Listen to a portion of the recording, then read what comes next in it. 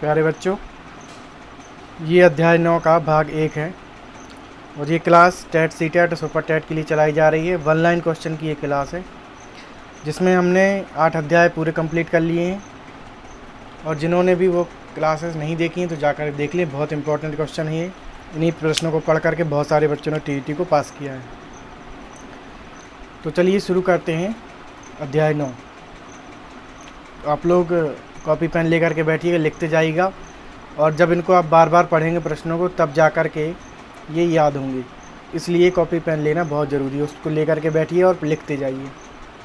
तो अध्याय 9 का पहला भाग शुरू करते हैं। प्रश्न नंबर 1, सांख्यिकी में प्रसरण का विश्लेषण नामक विधि का मुख्य श्रेय किसको जाता है? सांख्यिकी में प्रसरण विश्लेषण नामक विधि का मुख्य श्रेय किसको जाता है?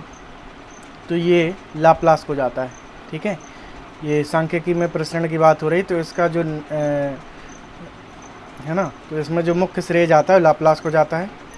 अगला क्वेश्चन, 20वीं सदी के स्वशिक्षित भारतीय गणितीय प्रतिभावान व्यक्ति कौन से हैं? 20वीं सदी के स्वशिक्षित भारतीय गणितीय प्रतिभावान व्यक्ति कौन से हैं? तो श्रीनिवास रामानुज।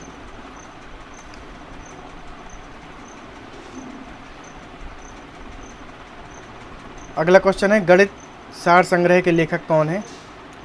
तो गणित सार संग्रह के लेखक है महावीराचार्य। गणित सार संग्रह के लेखक कौन है? महावीराचार्य। क्वेश्चन नंबर 4, शिक्षक शिक्षण उपकरणों के माध्यम से शिक्षण को स्थायी एवं रोचक बना देते हैं। जो शिक्षक होता है, शिक्षक जो होता है शिक्षण उपकरणों के माध्यम से शिक्षण को स्थायी एवं रोचक बना देते हैं। तो ये किसने कहा था? मेकन तथा रॉबर्ट्स। क्वेश्चन नंबर 5, गणित सभी विज्ञानों का सिंह द्वार व कुंजी है। गणित सभी विज्ञानों का सिंह द्वार व कुंजी है, यह किसका कथन है? तो यह है बेकन का। अगला क्वेश्चन, सामान्य मनुष्य के शरीर का तापमान कितना होता है? तो ये डिग्री सेल्सियस में होता है 37 डिग्री सेल्सियस और फ़ारेनहाइट में 98.6 फ़ारेनहाइट। क्वेश्चन नंबर 7, किसी आयत चित्र में आयत की ऊंचाई क्या दर्शाती है? किसी आयत चित्र में आयत की ऊंचाई क्या दर्शाती है? तो उस वर्ग की बारंबारता दर्शाती है। किसी आयत चित्र में आयत की ऊंचाई क्या दर्शाती है? उस वर्ग की बारंबारता। क्वेश्चन नंबर 8, एक रचनात्मक कक्षा में एक शिक्षक को क्या करना चाहिए? एक रचनात्मक कक्षा में एक शिक्षक को क्या करना चाहिए?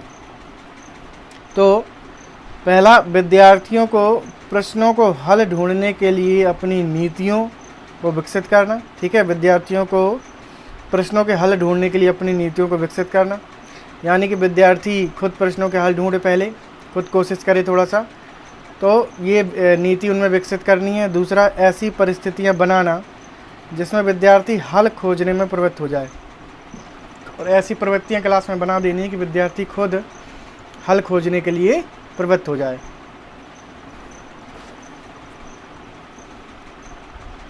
क्वेश्चन नंबर 9, एक भाग एक आंसर और इसमें। तीसरा है, विद्यार्थियों को गणितीय साधनों के अपने अर्थ बनाने देना। विद्यार्थियों को गणितीय साधनों के अपने अर्थ बनाने देना। तीसरा पॉइंट इसका ये है ना, यानी कि कुछ ऐसी चीज़ें जो अपना अर्थ वो खुद बना सकें।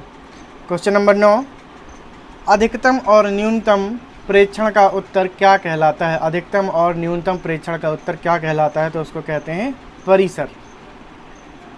ये बहुत इंपॉर्टेंट क्वेश्चन है, कई बार पूछे जा चुके हैं और हमेशा आते रहते हैं।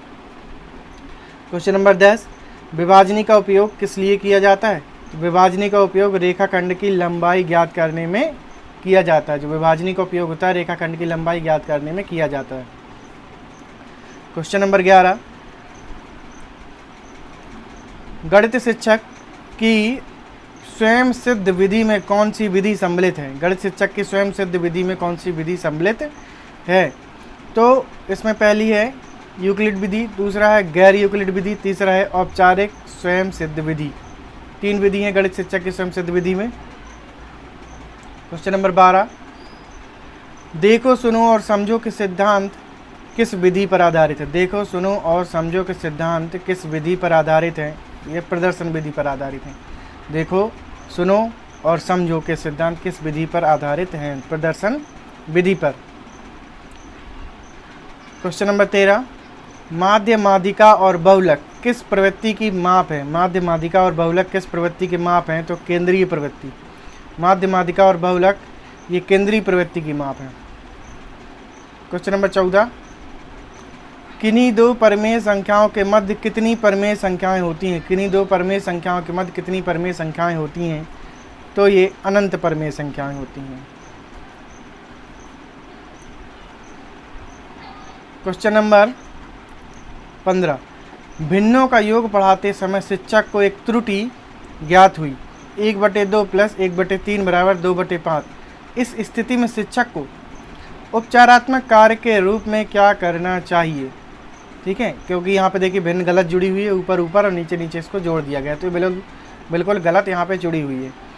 तो शिक्षक को क्या करना चाहिए? लासा की अवधारणा को समझने में बच्चों की सहायता करनी चाहिए। उसको लासा समझ में नहीं आ रहा तो उसको समझने में उसकी हेल्प करनी चाहिए।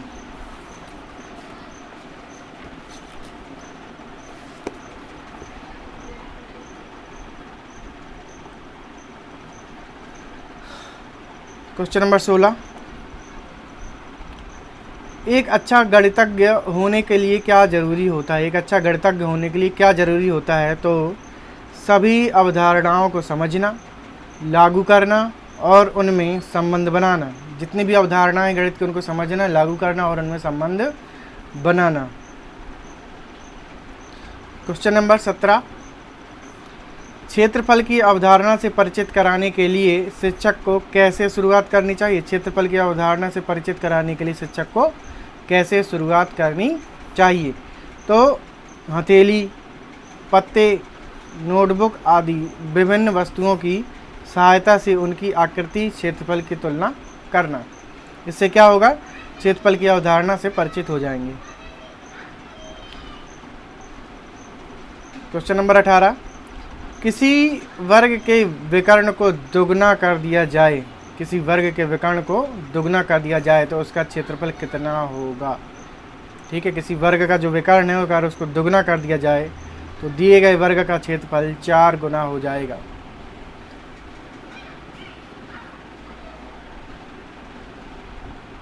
क्वेश्चन नंबर 19, एक विद्यार्थी के सामने वार्तिक समस्याएं आती हैं। एक विद्यार्थी के सामने वार्तिक समस्याएं आती हैं तो वह पूछता है कि मैं जमा करूं या घटा। एक विद्यार्थी के सामने वार्तिक समस्याएं आती हैं तो वह पूछता है मैं जमा करूं या घटा, मैं गुणा करूं या भाग। इस तरह के प्रश्न क्या बताते हैं? तो इस तरीके के प्रश्न बताते हैं विद्यार्थी संख्या संक्रियाओं को नहीं समझता है। ठीक है, जब वो इन चीज़ों को नहीं समझ पा रहा तो वो संख्या संक्रियाओं को भी नहीं समझता है। क्वेश्चन नंबर 20, वैदिक गणित का प्रयोग किसके विकास संवर्धन में होता है? वैदिक गणित का प्रयोग किसके विकास संवर्धन में होता है? तो ये गणित में गणना के कौशल तथा गति, जो वैदिक गणित का प्रयोग होता है ये किसके विकास संवर्धन में होता है? गणित में गणना के कौशल तथा गति। क्वेश्चन नंबर 21, गणित एक विज्ञान है जिसकी सहायता से आवश्यक निष्कर्ष निकाले जाते हैं। किसका कथन है? गणित एक विज्ञान है जिसकी सहायता से आवश्यक निष्कर्ष निकाले जाते हैं।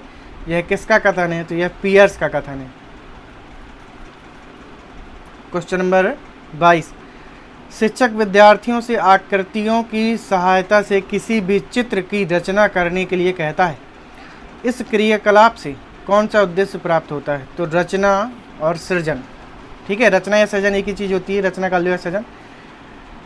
शिक्षक विद्यार्थियों से आकृतियों की सहायता से किसी चित्र की रचना करने के लिए कहता है। इस क्रियाकलाप से कौन सा उद्देश्य प्राप्त होता है? तो रचना, सृजन।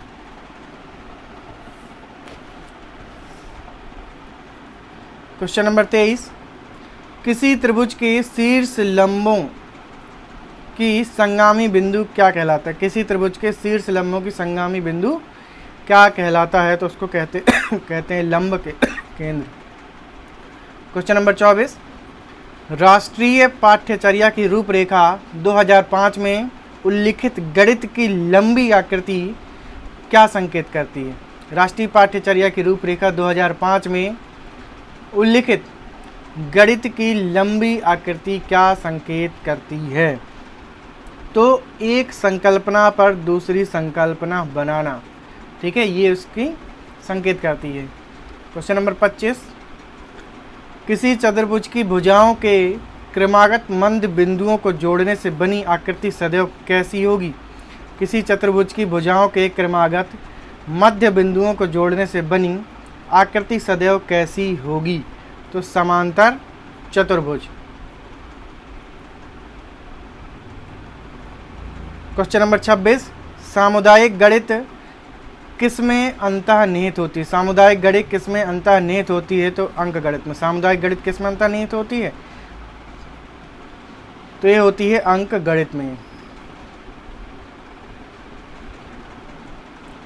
क्वेश्चन नंबर 27, किस अंक का स्थानीय मान तथा अंकित मान सदैव समान रहता है? किस अंक का स्थानीय मान तथा अंकित मान सदैव समान रहता है? तो 0 और 0। इसका 0 का जो स्थानीय मान है तथा अंकित मान सदैव 0 ही रहता है। क्वेश्चन नंबर 28, गणित वह विज्ञान है जिसमें आवश्यक निष्कर्ष निकाले जाते हैं। किसका कथन है? गणित वह विज्ञान है जिसमें आवश्यक निष्कर्ष निकाले जाते हैं। तो ये बेंजालिक पेरिस। ये सारी मनोविज्ञान से संबंधित टीईटी में जो गणित के मनोविज्ञान के जो क्वेश्चन आते हैं उनके ये जो है कि जो पहले आ चुके हैं क्वेश्चन उनकी लिस्ट है ये, और वो सारे क्वेश्चन इसमें बनाएंगे। पहले जो हमने सारे क्वेश्चन 8 अध्याय में बताए हैं वो सारे मनोविज्ञान से हैं, लेकिन ये है मनोविज्ञान का, लेकिन ये गणित से रिलेटेड है। क्वेश्चन नंबर 29, योजना सामाजिक वातावरण गणित शिक्षण योजना विधि के प्रतिपादक कौन है? योजना सामाजिक वातावरण गणित शिक्षण योजना विधि के प्रतिपादक कौन है? तो ये हैं किलपैट्रिक। योजना सामाजिक वातावरण गणित शिक्षण योजना विधि के प्रतिपादक कौन है? किलपैट्रिक। क्वेश्चन नंबर 30, किस शिक्षा नीति में गणित के स्तर को बढ़ाने की बात कही गई है? कौन सी शिक्षा नीति जिसमें गणित के स्तर को बढ़ाने की बात कही गई है? तो शिक्षा नीति 1986। शिक्षा नीति 1986 में ये बात कही गई थी गणित के स्तर को बढ़ाने के लिए।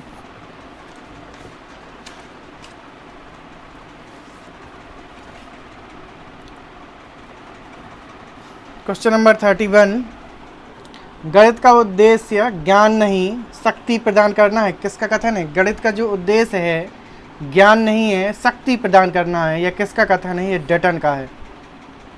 ठीक है, इनका मानना है कि जो गणित होती है मस्तिष्क का व्यायाम होती है, और जब हम व्यायाम करते हैं तो ताकत मिलती है। तो मस्तिष्क का जब हम व्यायाम करेंगे तो मस्तिष्क हमारा क्या होता है? मजबूत होता है।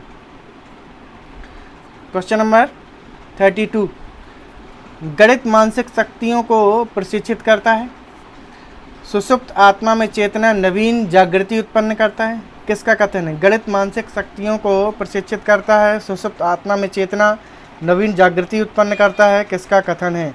तो ये प्लूटो का कथन है। गणित मानसिक शक्तियों को प्रशिक्षित करता है, सुषुप्त आत्मा में चेतना नवीन जागृति उत्पन्न करता है। किसका कथन है? तो ये प्लूटो कथन है। देखिए, डटन हो गए चाहे प्लूटो हो गए, इन लोगों ने गणित को बहुत ज़्यादा वैल्यू दी है ना। और प्लूटो की क्लास में तो जितने भी स्टूडेंट होते थे उनको गणित आना कंपलसरी होता था। गणित उनको आना ही आना चाहिए। तो इनका कहना क्या है? प्लूटो का गणित मानसिक शक्तियों को प्रशिक्षित करता है। जो भी मन में तुम्हारी शक्तियाँ उनको क्या करेगा? प्रशिक्षित करेगा। सुषुप्त आत्मा, जो आपकी आत्मा सोई हुई है उसको जगाएगा, नवीन जागृति उत्पन्न करतेगा, नवीन है और नई चेतना उत्पन्न करता है। क्वेश्चन नंबर 33, गणित की उन्नति और वृद्धि देश की संपन्नता से संबंधित है। गणित की उन्नति और वृद्धि देश की संपन्नता से संबंधित है। किसका कथन है? ये नेपोलियन का कथन है। गणित की उन्नति और वृद्धि देश की संपन्नता से संबंधित है। किसका कथन है? यह नेपोलियन का कथन है। ठीक है, गणित की जो उन्नति होती है वो और वृद्धि होती है वो देश की संपन्नता से संबंधित होती है, क्योंकि जितना ज़्यादा हम गणित पढ़ेंगे उतना ज़्यादा हमारा माइंड विकसित होगा। और जैसे जैसे हमारा माइंड विकसित होगा तो दिमाग से ही सब कुछ होता है, दिमाग विकसित होगा तो देश विकसित होगा। क्वेश्चन नंबर 34, गणित तर्क संगत यथार्थ कथन सत्य बोलने का समर्थ देता है। किसका कथन है? जो गणित होता है वो तर्क संगत यथार्थ कथन सत्य बोलने का सामर्थ्य देता है। किसका कथन है? यह डटन का कथन है। क्वेश्चन नंबर 35, किसके अनुसार मूल्यांकन सतत प्रक्रिया है? किसके अनुसार मूल्यांकन सतत प्रक्रिया है? तो यह कोठारी आयोग। कोठारी आयोग के अनुसार मूल्यांकन एक सतत प्रक्रिया है। क्वेश्चन नंबर 36, मूल्यांकन एक ऐसी प्रक्रिया है जिसमें सही ढंग से किसी वस्तु का मापन किया जाता है। किसका कथन है? मूल्यांकन एक ऐसी प्रक्रिया है जिसमें सही ढंग से किसी वस्तु का मापन किया जाता है। यह किसका कथन है? तो यह कथन है गोट्स का। क्वेश्चन नंबर 37, क्वेश्चन नंबर 37 है, छात्र विद्यालय में रहकर जो कुछ सीखता है उसकी जांच हेतु जो परीक्षाएं आयोजित की जाती हैं वे क्या कहलाती हैं? छात्र जो होता है जब विद्यालय में रहकर जो कुछ भी सीखता है, बाद में परीक्षाएं होती हैं, एग्जाम लिए जाते हैं, तो वो क्या कहलाती हैं? तो वो कहलाती हैं उपलब्धि परीक्षण और निष्पत्ति परीक्षण। उससे ये पता चलता है कि बच्चे की उपलब्धि क्या है, कितना उसने सीखा हुआ है। ठीक है, क्लास में वो प्रेजेंट माइंड था कि नहीं था, और बाकी बच्चों में, दूसरे बच्चों में क्या अंतर है सीखने का, है ना? सीखने वाले बच्चों की संख्या ज़्यादा है, कम वालों की है, तो वो सारी चीज़ें उपलब्धि परीक्षण से निकल के सामने आती है। क्वेश्चन नंबर 38,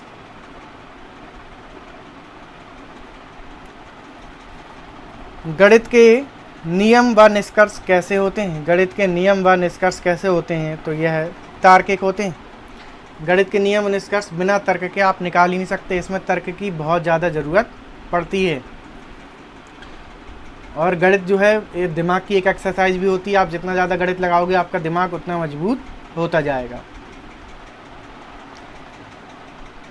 क्वेश्चन नंबर 39, राष्ट्रीय पाठ्यचर्या की रूपरेखा 2005 के अनुसार, राष्ट्रीय पाठ्यचर्या की रूपरेखा 2005 के अनुसार प्राथमिक स्तर पर संख्याओं और उन संक्रियाओं मात्राओं का मापन शिक्षण के किस उद्देश्य को पूरा करता है? राष्ट्रीय पाठ्यचर्या की रूपरेखा 2005 के अनुसार प्राथमिक स्तर पर संख्याओं और उन पर संक्रियाओं मात्राओं का मापन शिक्षण के किस उद्देश्य को पूरा करता है? तो गणित शिक्षण के संकीर्ण उद्देश्य को पूरा करता है।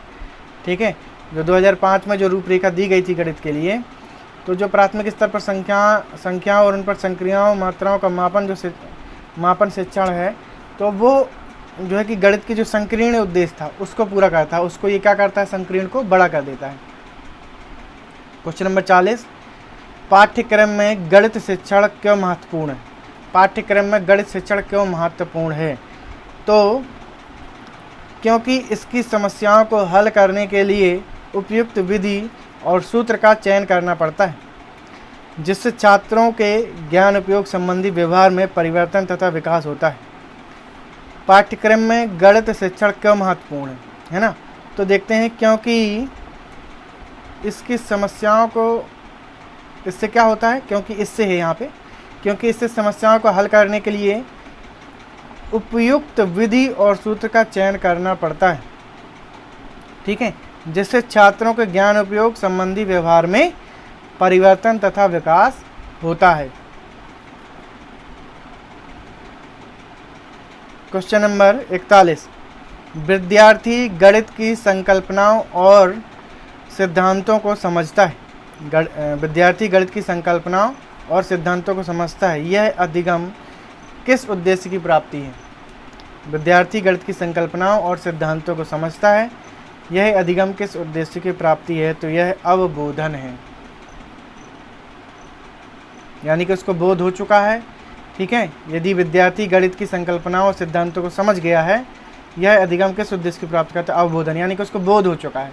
वो उस चीज़ को किसी चीज़ को समझना ही बोध कहलाता है, वो उसको समझ चुका है। क्वेश्चन नंबर 42, उपचारात्मक शिक्षण के सिद्धांत कौन से हैं? उपचारात्मक शिक्षण के सिद्धांत कौन से हैं? तो पहला यहाँ पे अध्यापक व छात्र में निकट संबंध होना चाहिए। दूसरा, कार्य अनुभव होना चाहिए। तीसरा, अध्यापक का व्यापक दृष्टिकोण होना चाहिए। उपचारात्मक शिक्षण सिद्धांत कौन से हैं? अब देखिए, शिक्षा तो बहुत पहले ही चली आ रही है, प्राचीन काल से काफ़ी समय से शिक्षा चली आ रही है, लेकिन मनोविज्ञान जो आया हुआ है, मनोविज्ञान हमारी शिक्षा नीति में आया, मनोविज्ञान का क्या योगदान है? तो मनोविज्ञान का सबसे बड़ा योगदान यही उपचारात्मक शिक्षण है ना। शिक्षा में कमी क्या क्या रह गई थी, कहाँ पे टीचर बच्चे को नहीं समझ पा रहा है, बच्चा टीचर को नहीं समझ पा रहा, तो वो जो गैपिंग थी टीचर और बच्चे के बीच में, उसको दूर करना यही मनोविज्ञान का उद्देश्य है। और मनोविज्ञान का मतलब ही यही उपचारात्मक शिक्षण है। तो देखिए, इसमें 3 टॉपिक यहाँ पे दिए गए हैं कि उपचार किस प्रकार से। तो पहला, अध्यापक और छात्र का निकट संबंध। अध्यापक और छात्र का निकट संबंध कैसे आएगा? सबसे पहले टीचर को क्या करना पड़ेगा? टीचर को सबसे पहले छात्र की समस्याओं को जानने का प्रयास करना चाहिए। छात्रों की व्यक्तिगता की जानकारी होना चाहिए। जो व्यक्तिगत अंतर होता है क्लास के सभी विद्यार्थियों में, उनकी जानकारी होना चाहिए कि हर बच्चे की रुचि क्या है। बच्चों की रुचियों के बारे में टीचर को जानकारी होना चाहिए। बच्चे की क्या समस्याएं हैं, उनको जानकारी होना चाहिए। दूसरी चीज़, जो बच्चों की समस्याएं हैं, उन समस्याओं को हल करने के लिए क्या होना चाहिए? एक नॉलेज होना चाहिए, काबिलियत होना चाहिए टीचर के अंदर कि किस बच्चे के अंदर क्या प्रॉब्लम है, कहाँ पे वो प्रॉब्लम क्रिएट कर रहा है कि उसकी वजह से वो सवाल नहीं सीख पा रहा, प्रश्नों को नहीं सीख पा रहा है। तो उसका सॉल्यूशन करने की जो है कि कैपेबिलिटी टीचर के अंदर होनी चाहिए। तो इसमें क्या होगा, और हमें क्या करना है, एक बच्चों से जो है कि डांट झपट की बात नहीं करनी, मारना पीटना नहीं है, ये चीज़ तो वैसे ही बंद हो चुकी है। तो जब हम उसको अच्छी एजुकेशन देंगे और एक बेहतरीन तरीके से उसको शिक्षित करेंगे, तो क्या होगा, वो प्रश्न भी पूछेगा, बिना झिझके बिना डर के प्रश्न पूछेगा। जब बिना डर के आपके सामने प्रश्न पूछेगा तो आपके और उसके क्या होंगे, निकट संबंध अपने आप बन जाएंगे, है ना। और देखिए, जैसे ही आपके निकट संबंध बनते हैं तो याद रखिए, वो ज़िंदगी भर आपको भूलेगा नहीं, लाइफ में कभी भी मिलेगा तो हमेशा उसके मन में आपके लिए रेस्पेक्ट रहेगी। और अगर आप रूडली उससे बिहेवियर करेंगे तो आपके उसके मन में आपकी कोई रिस्पेक्ट नहीं रहेगी, कुछ देर के लिए आपसे डरा हुआ रहेगा बस, और वो आपसे निकट भी नहीं आएगा। उसके मन में कोई प्रश्न होगा तो वो प्रश्न भी आपसे वो नहीं पूछेगा। अच्छा, इसके लिए करना क्या चाहिए? आपके पास एक तो बहुत सारी नॉलेज होना चाहिए, जो विषय आप पढ़ा रहे हो उस विषय की अच्छी खासी नॉलेज आपको होना चाहिए, सबसे बड़ी चीज़। दूसरी चीज़, जो विषय आप पढ़ा रहे हो उसमें व्यक्तिगता के हिसाब से आपको एक एक बच्चे का जो है कि ध्यान केंद्रित करने के लिए आपको ऐसे रुचिकर तरीके अपनाना चाहिए जिससे बच्चे का ध्यान लगा रहे और वो ज़्यादा से ज़्यादा सीखे। दूसरा पॉइंट अपना क्या था? कार्य अनुभव। कार्य अनुभव, आप जिस पद पे हो, ठीक है, सहायक अध्यापक हो, प्रिंसिपल हो, जो भी, या फिर जो भी आपका टॉपिक है, जो जिस सब्जेक्ट के आप टीचर हो, तो उसमें आपका कार्य का अनुभव होना चाहिए। आप अपने सब्जेक्ट में माहिर होना चाहिए। उसी माहिर के लिए बनाया गया है मनोविज्ञान। तो मनोविज्ञान के तरीके से अगर आप शिक्षण का काम करते हो, मनोवैज्ञानिक तरीके से, जो भी हमने यहाँ पे इसमें पढ़ा हुआ है उसी तरीके से हम लोग अपनी शिक्षा नीति को अपनाते हैं, उसी तरीके से आगे बढ़ते हैं, तो क्या होगा, हमारा कार्य अनुभव और बढ़ता जाएगा। उसी हमारे अनुभव कारण ही वो अनुभव बच्चों को प्राप्त होगा और वो लोग हमसे जुड़ते जाएंगे। तीसरा है अध्यापक का व्यापक दृष्टिकोण। ठीक है, अध्यापक का जो दृष्टिकोण है वो व्यापक होना चाहिए, संकुचित नहीं होना चाहिए। संकुचित होगा तो क्या होगा, बच्चे हीन भावना का शिकार हो जाएंगे, है ना, और हो सकता है आपकी रिस्पेक्ट भी ना करें, तो बहुत सारी प्रॉब्लम हो सकती है। अध्यापक का जो है कि वो व्यापक दृष्टिकोण होना चाहिए। व्यापक दृष्टिकोण का मतलब क्या होता है? व्यापक दृष्टिकोण का मतलब होता है कि जो अध्यापक होता है वो किसी भी बच्चे में भेदभाव ना करे। ये होशियार बच्चा है, इस पर हमें ज़्यादा ध्यान देना है, जो कमज़ोर बच्चा है उस पर ध्यान नहीं देना है, तो ऐसा बिल्कुल भी नहीं करना है। अमीर बच्चों पर ज़्यादा ध्यान देना है, गरीब पे नहीं देना है ना, होशियार पे ज़्यादा ध्यान देना है। तो आप टीचर हैं, आपकी क्लास में जितने भी बच्चे हैं, आपको सबका ध्यान देना है। आपका दृष्टिकोण व्यापक होना चाहिए, है ना। तो क्लास में कमज़ोर बच्चा है, चाहे जैसा बच्चा हो, तो उसको देखिए, होशियार जो बच्चा हो तो ईजिली समझ जाएगा जो भी आप पढ़ाओगे। जो कमज़ोर है उसके प्रति, देखिए, जो उसके प्रति भी आपको व्यापक दृष्टिकोण रखना है। जो मेन यहाँ पे व्यापक दृष्टिकोण शब्द बोला गया है वो उसके लिए ही है, जो कमज़ोर बच्चा है। तो जो कमज़ोर बच्चा है उसको सबसे ज़्यादा आपको थोड़ा सा फोकस करना है ताकि वो भी आगे बढ़ सके। तो वो कब हो सकता है? जब आपका दृष्टिकोण व्यापक होगा, है ना। व्यापक दृष्टिकोण आपको रखना है, उसको थोड़ा सा अलग से टीच करना है, उसको प्यार से टीच करना है, ज़्यादा दबाव नहीं देना उसके ऊपर, है ना, ज़्यादा ज़बरदस्ती नहीं करनी है, नॉर्मल तरीके से प्यार से उसको जो है कि समझाना है। और वो धीरे धीरे एक दिन आए, अगर आपको उसको प्यार से कुछ दिन समझाएंगे तो समझ जाएगा। कुछ एक दिन नहीं समझेगा, 2 दिन नहीं समझेगा, लेकिन एक दिन ऐसा आएगा कि वो भी उस चीज़ को समझने लगेगा और वो उसको पढ़ेगा। तो उसका दृष्टिकोण आपका व्यापक होना चाहिए। तो देखिए 3 टॉपिक यहाँ पे उपचारात्मक शिक्षण। इस विषय को हमने इतना ज़्यादा इसलिए समझाया क्योंकि ये बहुत इंपॉर्टेंट क्वेश्चन है, उपचारात्मक शिक्षण। और इसी पे पूरा मनोविज्ञान उपचार के लिए ही लाया गया है। आपके टीईटी में, सुपर टेट में, बीएड में उपचार के लिए ही मनोविज्ञान को लाया गया है कि जो भी समस्याएं आ रही, जो भी परेशानियां आ रही, वो इससे दूर हो सकें। तो ये हमारा अध्याय 9 का भाग 1 कंप्लीट हो चुका है। और इसमें जो भी अगला अध्याय है वो हम बहुत जल्दी ही लाएंगे। तो अगले जब अध्याय शुरू हो तो उसकी नोटिफिकेशन आपको मिल जाए समय से और उसको आप नोट कर लें। तो उसके लिए आपको सब्सक्राइब करना होगा, सब्सक्राइब कर लीजिए, बेल आइकन को दबा दीजिए। और जो भी बच्चे TET, C TET, super TET की तैयारी करें उनको शेयर भी कर दीजिए। तो चलते हैं, मिलते हैं अगले अध्याय में।